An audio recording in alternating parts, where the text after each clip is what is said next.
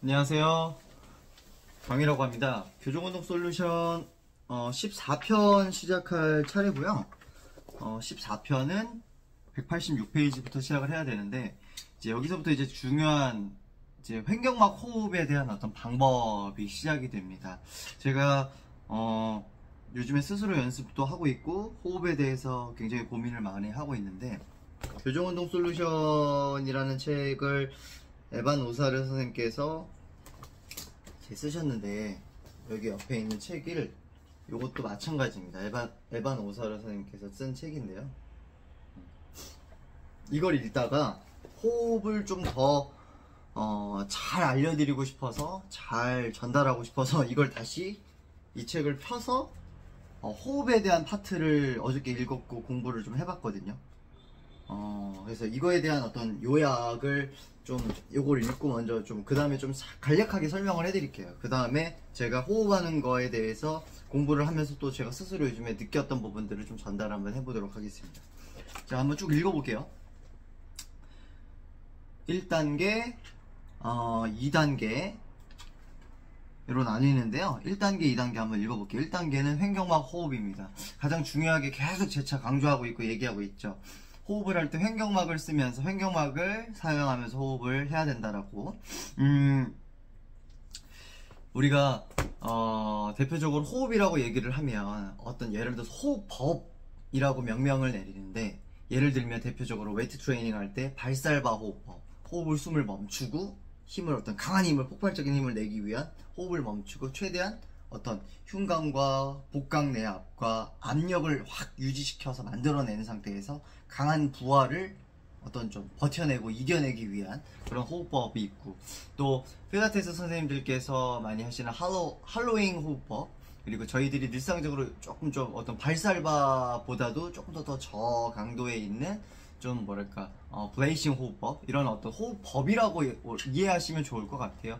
이 호흡을 해야 된다, 저 호흡을 해야 된다, 계속 공부를 해보니까 그런 건 아니고, 적재적소하게 때에 따라서 이런 호흡법들이 있는데, 이런 호흡에, 이런 상황에는 이런 호흡이 조금 더 유용하고 좋더라, 이런 상황에서는 또 이런 호흡이 유용하고 좋더라, 이렇게 좀 이해해 주시는 게 훨씬 더 좋을 것 같습니다. 시작해 볼게요. 1단계 횡격막 호흡. 고객은 바로 누운 자세에서 팔을 옆에 놓고 다리를 들어 볼이나 벤치 위에 올려놓아 고관절과 무릎이 90도 굴곡 상태를 이루게 한다. 만일 머리와 목이 과도하게 이렇게 신전되어 있으신 분들은, 있으면 베개를 머리 밑에 받치고 누워 머리와 목이 더 자연스러운 정렬을 이루게 한다. 이 자세의 목적은 횡격막과 골반절을 정렬할 뿐만 아니라 신경근 골격계를 이완하는 것이다. 어떤 자세냐면요, 이렇게 되어 있는 자세입니다. 이렇게 편안하게 누워서 고관절과 무릎을 90도 각도를 구부리고 뭐 짐볼을 대거나 또는 벤치에 올려서, 이 자세의 이유는 횡격막과 골반저가 정렬을 잘 이룰 수 있는 상황을 만들어주기 위함이다라는 거. 다음으로 고객에게 자신의 흉곽을 측방과 후방으로 움직이며 호흡하도록 주문한다. 여기서부터 이제 어렵기 시작하죠. 측방과 측면과 후면입니다.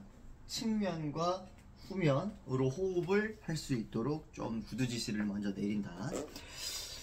흉곽은 머리 쪽으로, 복부는 위쪽으로 움직여야 하며, 흉곽은 머리 쪽으로, 복부는 위쪽으로 움직여야 하며, 이때 움직임의 대부분은 횡격막의 측방과 후방으로 움직임에서 발생되어야 한다.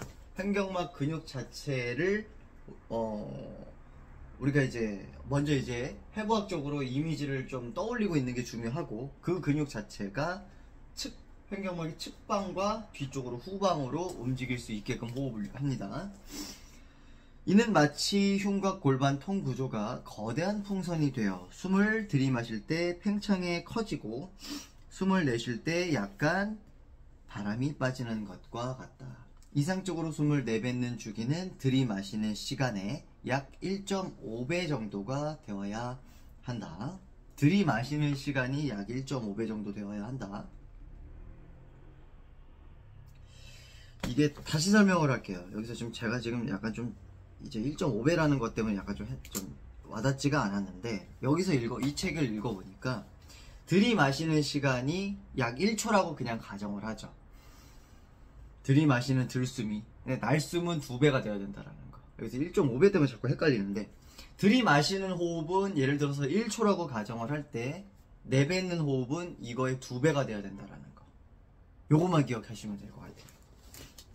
이게 너무 이게 와닿지가 않아서 이거를 읽은 거예요. 이걸 계속 공부하다가 와닿지를 않았어요.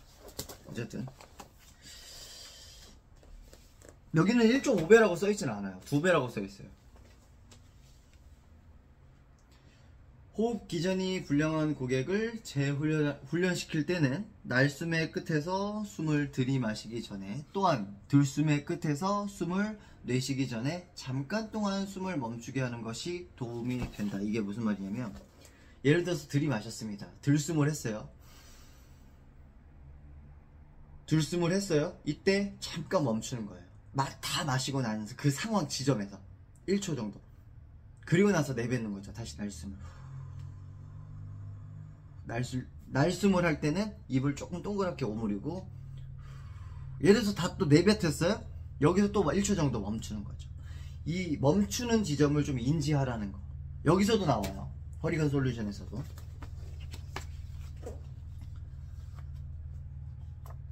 자, 이렇게 하면 최대 날숨의 끝에서 들숨 반사뿐 아니라 폐 용적을 최대로 활용할 수 있게 하면서 고객의 호흡수를 늦추는데 도움을 준다. 1분에 저희가 정상적인 호흡을, 들숨과 날숨이 정해져 있거든요. 그래서 정상적인 어떤 좀 범주 내에 들어오는 게, 그래서 이런 부분들을 호흡수에 대해서도 또 민감하던 부분이다 보니까 이런 호흡수를 좀 많이 얕고 빠른 호흡을 많이 하는 현대사회인들에 대한 어떤 좀 상황들을 좀 이런 어떤 정상적인 호흡의 상황에 맞춰서 좀 1분의 호흡수를 좀 늦추는 데 도움을 준다. 이런 어떤 방식들이, 고객은 이 호흡을 몇 차례 한 후에 정상 호흡 패턴으로 돌아온다. 흉곽이 매우 뻣뻣한 고객에게 3기 전략을 이용한 호흡을 하도록 하면 정상 패턴으로 돌아오기 전에 한 주기의 호흡밖에 할 수 없을 것이다. 트레이너나 치료사는 운동 감각적 지시를 통해 고객에게 측 후방의 횡격막 운동을 촉진시킬 수 있다. 트레이너나 치료사는 흉곽의 후면에 손을 올려놓고 고객에게 내 손을 향해 호흡하세요 라고 지시하면서 내측으로 부드럽게 조여준다. 트레이너는 흉곽의 전면에 손을 올려놓고 날숨 동안 밑으로 부드럽게 눌러 늑각의 위치를 보다 다리 쪽으로 내려보내고 날숨을 쉬는 동안 동작을 도울 수 있다. 약간 좀 트레이너나 치료사들의 선생님들의 손을 이용해서 움직이는 가이드를 좀 해주는 거죠. 흉곽을 뒤에다가 손을 이렇게 놓고 이렇게 흉곽에 놓고 이렇게 내려주면서 가이드를 해주는 거죠. 가이드를. 이 방향 가이드 하는 거 되게 중요해요. 티칭을 하시다 보면. 자, 2단계 코어 활성. 다음으로 고객은 자신의 심부 안정화 시스템을 적절하게 활성화하는 방법을 지도받아야 한다. 심부 안정화 시스템을 활성화시키는 능력이 부족한 사람이 만성적인 요통에 시달린다라는 연구 결과는 꾸준히 제기되고 있다. 하치스 외 선생님들이 심부 안정화 시스템에 대한 고립식 훈련의 효용에 대해서 약간의 논란의 여지가 있긴 하지만, 이러한 접근을 지지하는 많은 연구들과 임상적 근거들이 있다. 불행하게도 만성적인 요통을 가진 고객들에게 있어 브레이싱 전략은 잘못된 안정화 전략이며, 여기서 브레이싱 전략은 왜 잘못된 안정화 전략이냐면 이라고 얘기를 했냐면, 브레이싱 호흡법은 어떤 좀 조금 더 발살바 호흡법보다는 더욱더 높은 수준의 어떤 역도나 어떤 고중량 트레이닝을 하게 될 때 상황에 맞는 발살바 호흡법보다는 브레이싱, 지금 말씀하셨던 브레이싱 호흡법은 조금 더 그거보다는 보통 우리가 좀 일상적인 어떤 필드, 웨이트 트레이닝 장에서의 일상적으로 하고 있는 호흡법이라고 생각하시면 되거든요. 그러니까 그렇다 보니까 이 브레이싱 호흡법이란 건 조금 더 내가 어떤 중추신경계가 상향돼 있고, 우리가 이 약간 좀 횡격막 호흡을 하려고 하는 것 자체가 조금 더 교감신경 자체 항진되어 있는 걸 조금 더 억제하고 하향 레벨 하려고 하고, 조금 더 부교감신경에 대한 어떤 레벨을 조금 더 항진시켜서 어떤 신경계의 어떤 좀 이 교감과 부교감을 컨트롤하고 있는 상황에 대해서 조금 더 밸런스를 맞추고자 하는 거고, 조금 더 나아가서 어떤 부교감 신경 자체를 조금 더 항진을 하려고 하는 목적이거든요. 그럼으로 인해서 조금 더 여러모로 몸에 적용되는 어떤 스트레스나 어떤 예민도, 몸의 어떤 경직, 어떤 몸에 뻣뻣해지는 그런 부분들, 이런 부분들을 조금 더 완화시키고자 하는 방법을 지금 얘기를 하고자 하는 파트예요. 그렇기 때문에 브레이싱 같은 건 잘못된 안정화 전략이며, 이제 안정화 전략에서는 조금 못 미친다라고 이해하시면 될 것 같아요. 안정화에 대해서는 브레이싱 전략은 좀 좋지는 않다, 이렇게. 그러한 사람들은 글로벌 시스템이 바깥에 있는 위상성 근육, 천층 근육이죠, 과도하게 활성되어 있다는 증거들이 제시되고 있다. 브레이싱 전략법을 하는 사람들은 보통은 우리가 이제 바깥에 있는 천층 위상성 근육 근막계 어떤 시스템을 이용해서 어떤 특정한 동작들과 움직임들을 이용하고 계시는 거잖아요. 그러니까 좀 아무래도 좀 코어를 활성화시키려고 하고 심부 파트들을 조금 더 잠에서 깨워주려고 하고 활성화시키기 위해서 브레이싱 전략의 호흡법은 조금 맞지 않다라는 거. 따라서 보다 가벼운 최대하 노력을 활용해야 하며, 가벼운 최대하 노력을 해야 된대요. 이런 고객들에게 펀치를 맞으려 할 때처럼 복부를 조여보세요 같은 구두 지시는 하지 말아야 한다. 우리가 보통 이제 뭐 누군가를 때리려고 할 때 배 맞아 보셨어요, 여러분들? 배, 복부 강한 타격으로. 뭐 남자분들은 좀 그런 경우도 많지만 여성분들은 거의 없을 테지만, 누가 배를 팍 때리려고 그럴 때 이렇게 팍 이렇게 딱 바로 숨을 멈추는, 이렇게 딱 그런 것들은 하지 말아야 한다. 지금 순간 뭉칠 뻔했어. 고객에게 깊이 숨을 들이마시고서 모든 숨을 내뱉도록 한다. 그러고 나서 트레이너나 치료사는 두 번째 손가락으로 고객의 전상장골극 바로 안쪽을 부드럽게 밀어본다. 이 공부 파트 하다 보면, 호흡 파트 하다 보면 손가락을 이용해서 또는 손가락들을 이용해서 전상장골극을 바로 위에 이렇게 터치를 하라고 해요. 이게 왜 그러냐면 복행근 때문이에요. 복행근이 활성화가 되고 있는지를 확인하기 위해서. 고객이 자신의 심부 복벽을 활성시키면 고객이 치료사의 손을 가볍게 밀어내는 느낌이 된다. 심부 복벽이라는 건 복행근을 이해하셔도 좋을 것 같아요. 가볍게 밀어내는 느낌이 된다. 트레이너나 치료사는 손가락을 고객의 외측 복벽에 올려놓고 고객의 전상장골극과 맨 아래 늑골 사이를 밀면서 이 절차를 반복함으로써 외측 복벽의 활성을 도모할 수 있다. 고객이 심부 안정화근을 활성시킬 때 치료사는 자신의 손가락이 복벽 외측으로 가볍게 밀라는 느낌을 받아야 한다. 고객은 복부 드로잉 매뉴버를 사용하여 심부 안정화근 활성을 시도한다.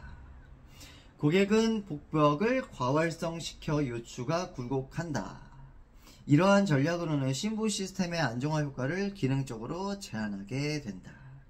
뭔가 억지로 활성화시키려고 하면서 힘이 과하게 들어간다라는 건 우리가 의도하고 있는, 지금 이 파트에서 의도하고 있고 조금 더 제공해 주려고 하는 어떤 좀 기능적인 부분들의 개선을 조금 좀 개선과 맞지 않지 않을까, 이렇게 생각을 할 필요는 있을 것 같아요.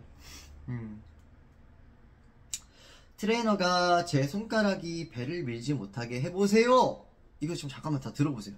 트레이너가 제 손가락이 배를 밀지 못하게 해보세요를 계속 되뇌었거든요. 저는 이 책을 읽으면서 이게 무슨 뜻이지? 이게 무슨 의미지? 와닿지가 않더라고요. 이게 왜 와닿지 않냐면 제가 해보지를 않아서 그렇고 할 줄을 몰라서 와닿지 않는 거예요.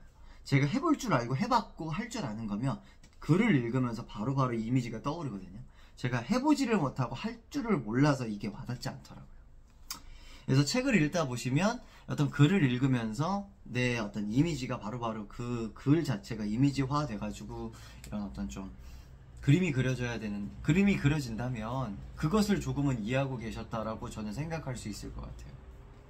근데 뇌과학계의 1인자 박문호 교수님께서 항상 하시는 얘기가 이해는 하는 게 아니라 오는 거다. 내가 이해를 하려고 하면 그건 뭐 책을 공부를 제대로 하고 있지 않고 공부를 제대로 하고 있지 않는 것인데 이해는 내가 하려고 하는 게 아니라 이거 이해했어 이게 아니고 이해는 찾아오는 것이다 라고. 산소처럼 나한테 찾아오는 것이다. 근데 이제 산소도 저희가 더 많은 산소 유입 공급이 될 수 있도록 지금 횡격막 호흡에 대해서 공부하고 있고 이 횡격막 호흡을 어떻게 잘할 수 있는지에 대해서 지금 이해하려고 하고 있잖아요. 어떤 이런 학문들을 공부를 하면서 그런 것 같아요. 이해를 잘하려면 더 많은 어떤 학문에 대해서 들여다보고 있는 또 글을 계속 되뇌이고 쓰는 그런 시간들이 더 많이 필요한 것 같습니다. 자, 이 전략을 사용할 때 고객이 쪼이지 않고도 횡격막 호흡을 하면서 복횡근과 다른 심부 안정화근의 활성을 유지할 수 있다는 사실을 인지하는 것이 중요하다. 인지하고 있는 게. 자, 다음 장 188페이지.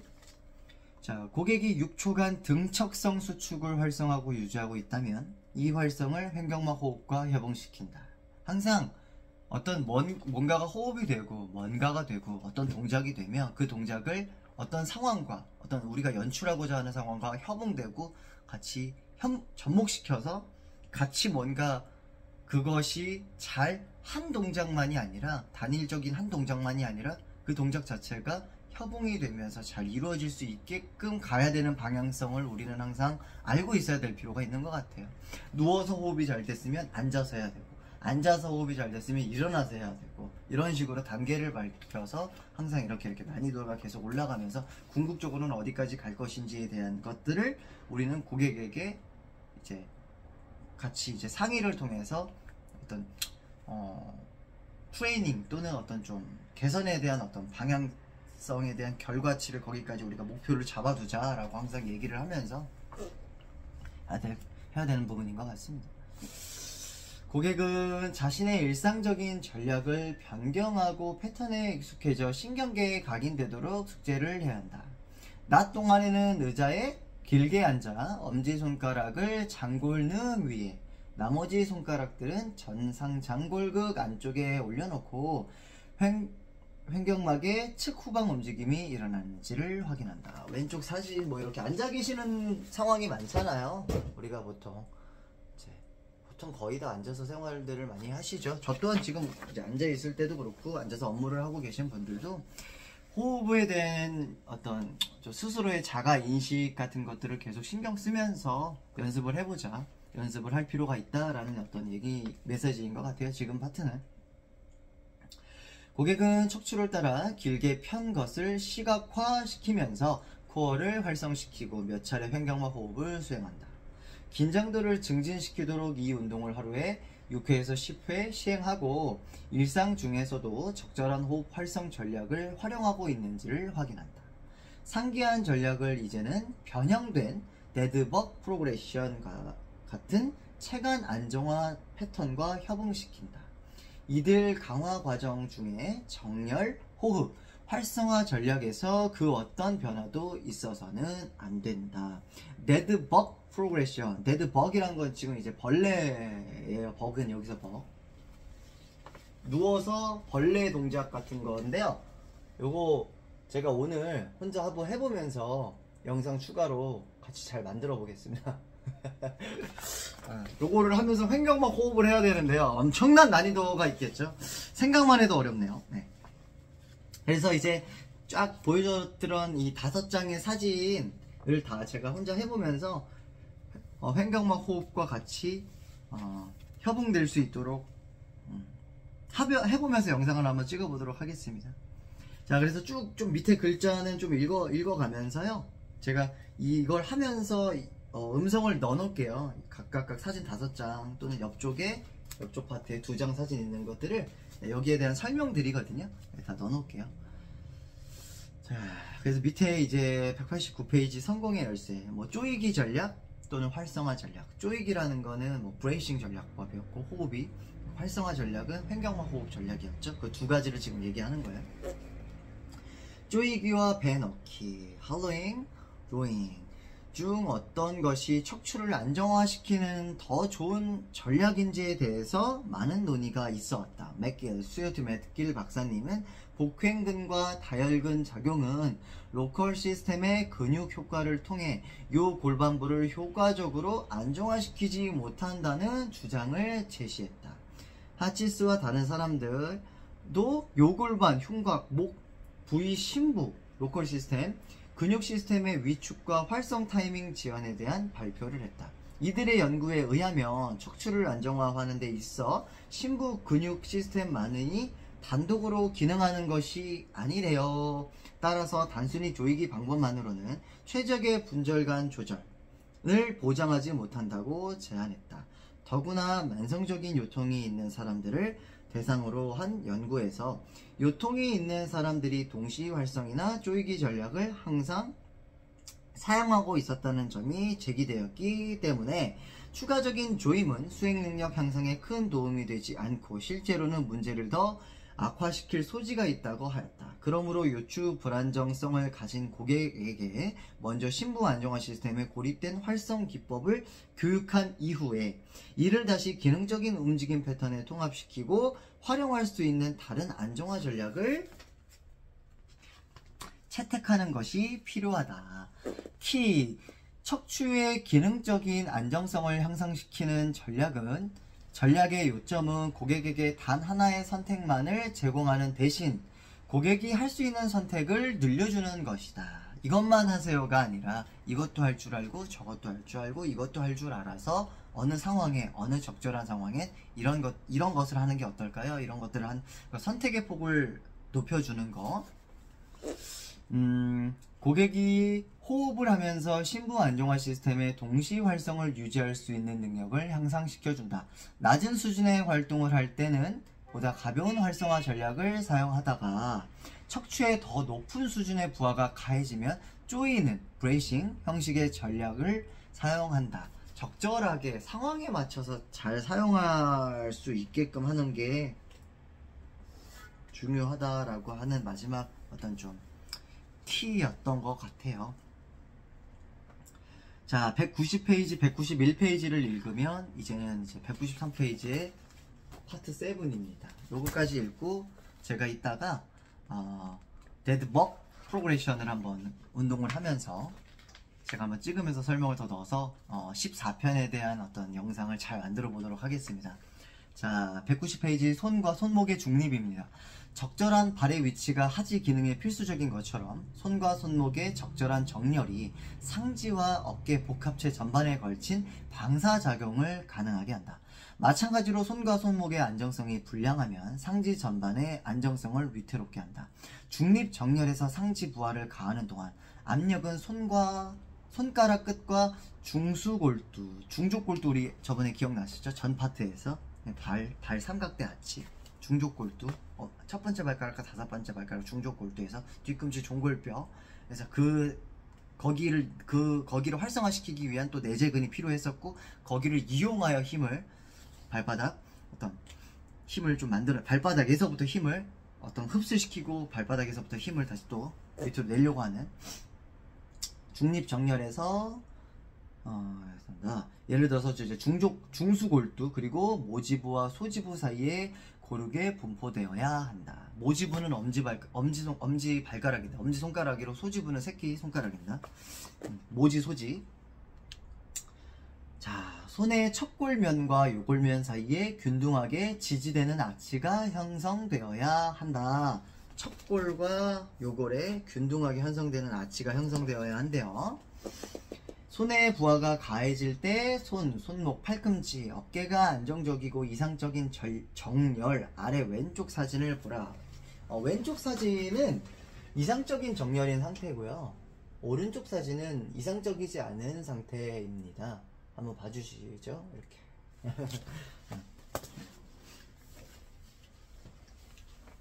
또한 손의 소지부의 부하가 증가하여 그 결과 손목이 척골 편이 된 모습. 소지부 쪽에 척골면 쪽에 가깝죠. 이쪽 척골 편이 요골 쪽 편이죠. 편이 네베이션이라고 하죠. 이쪽 이렇게 가까우면 안 된다라는 거죠. 지금도 아프네요. 네. 자, 이 자세는 손과 손목이 안정화되지 못한 자세로 모든 교정 운동과 기초 움직임 패턴에서 피해야 할 자세이다. 자, 191페이지입니다. 챕터 6는 이제 마지막이 될 것 같아요. 교정운동과 움직임 패러다임의 개발 챕터 6가 거의 끝나갑니다. 성공의 열쇠, 방사작용의 법칙, 엎드려 지지 자세나 크롤링 같은 발달 패턴들은 어린아이들이 발과 발목 복합체뿐 아니라 손과 손목의 적절한 안정성을 발달시킬 수 있도록 해준다. 이는 적절한 중심화 작용과 상지, 하지 운동사슬의 근입으로 방사작용적 안정화를 가능케 한다.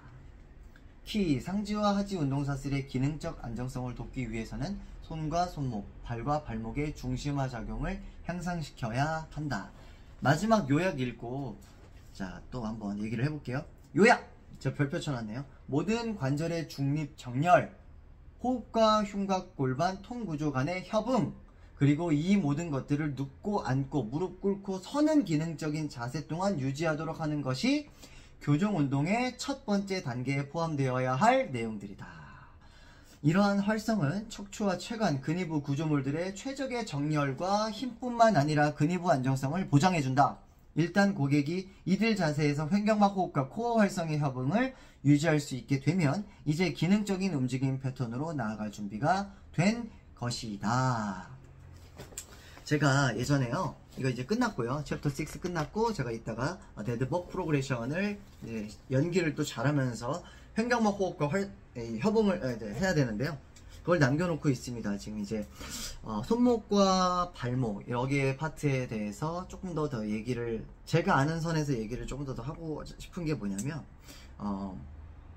예전에요, 유튜브에서 뵀죠. 심영세원 선생님께서 유튜브 공부를 하면서 진짜 저는 제 스타일이더라고요. 심영세원 선생님께서 공부하시는 스타일도 그렇고.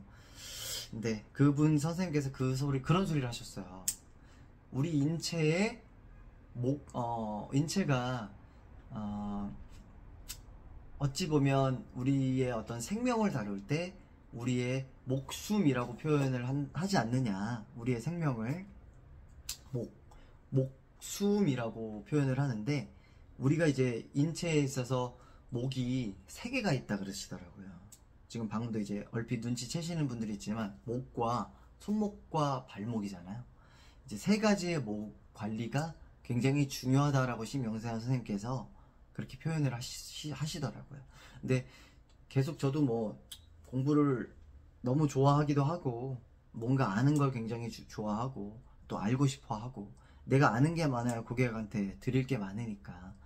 근데 그런 것도 그렇고, 이제 앞으로 더 많이 공부를 해야 되지만, 더 많이 뭔가 이해하고 깨달아야 되지만, 아직 그 선생님께서, 심영세 선생님께서 손목, 발목에 대한 중요성에 대해서 제가 그러니까 제가 다 알지도 못하고 있다라고 생각을 하고 있어요. 근데 조금씩은 공부를 하다 보니까 왜 또 중요하다라고 얘기를 하는지, 공부를 하다 보면 학문에 많이 좀 이렇게 좀 녹아져 있더라고요. 그런 의미에서 제일 중요하다고 얘기를 하시지 않았을까. 그래서 그런 얘기가 갑자기 떠올랐고요.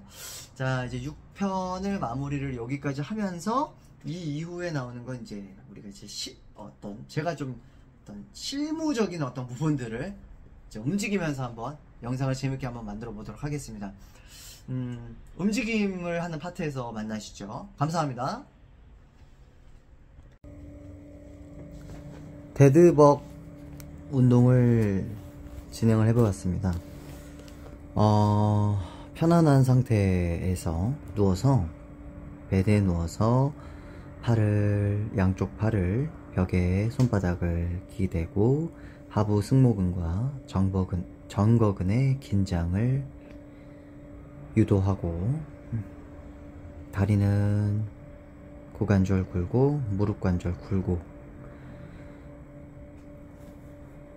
허리는 중립 상태를 유지하려고 노력을 하였으나 현재 허리 엉치 부분에 장골과 천골 사이에 약간의 쿠션을 살짝 넣어 놨습니다.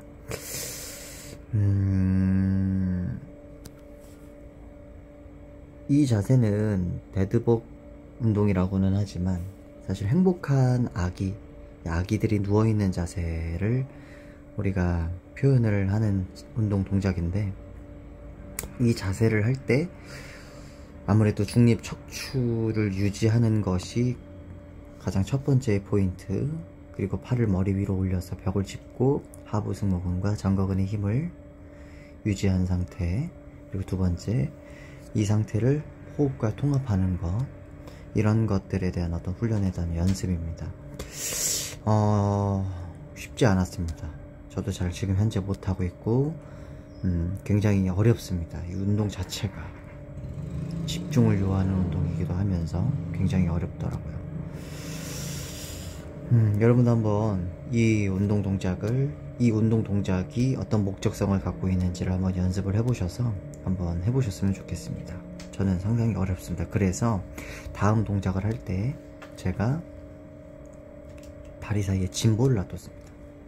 이렇게 짐볼을 놔두고 다리의 무게, 다리의 부하를 최대한 허리로 전달되지 않게끔 최대한 다리 무게를 짐볼에다가 얹어 놓은 상태에서 다시 똑같은 운동 동작, 데드버그 운동 동작을 한번 해보았습니다. 훨씬 더 편하고요. 중립 척추를 그래도 유지할 수 있었음에 조금 더 가까워지지 않았나, 그런 생각을 좀 하고요. 현재 저는 오른쪽과 왼쪽에 어떤 날개뼈 주변에 기능 부전이 있습니다. 왼쪽에 기능 부전이 있고 오른쪽도 기능 부전이 있는데, 오른쪽과 왼쪽이 너무 다릅니다. 운동을 하면서 굉장히 느껴지는 부분이 유독 와닿았고, 여러분들도 이 운동을 한번 해보실 때 짐볼을 다리 위에 올려서 전거근과 하부 승모근의 근육의 어떤 좀 활성화를 유도하면서 호흡과 중립 척추와 같이 통합적으로 이 운동 자세를 한번 해보시기를 부탁드리고 싶습니다. 굉장히 어렵습니다. 네.